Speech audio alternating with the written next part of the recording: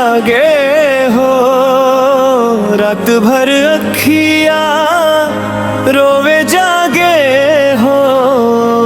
तोहरे बिना जिंदगी सूना लागे हो, रात भर अखियां रोवे जागे हो। जिनके खातिर दुनिया से लड़नी, ओही दिलवा तोड़ के भागे हो। ओही दिलवा तोड़ के भागे हो। ओही दिलवा तोड़ के भागे हो।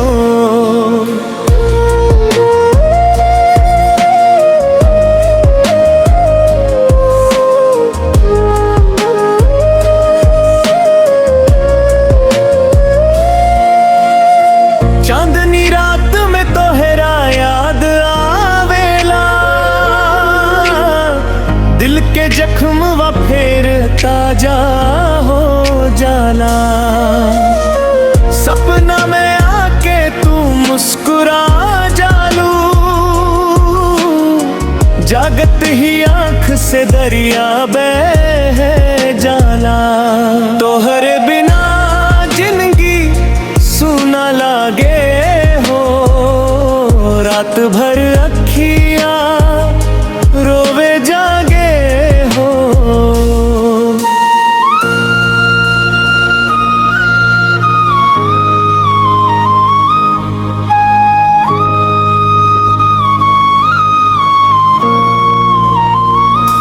कसम खइले रहनी जन्म जन्म साथे, काहे छोड़ गइलू बीच मझधारे। हम ताजो तोहरे राह तक तानी, तू खुश बाड़ू गैरन के सहारे। टूटल दिलवा के आवाज सुन ले, प्यार के कीमत आज समझ ले। जब याद आई हमार मुहारबत, तब अखियां से आंसू बरस ले। तोहरे बिना जिंदगी सूना लागे हो, रात भर अखियां रोवे जागे हो।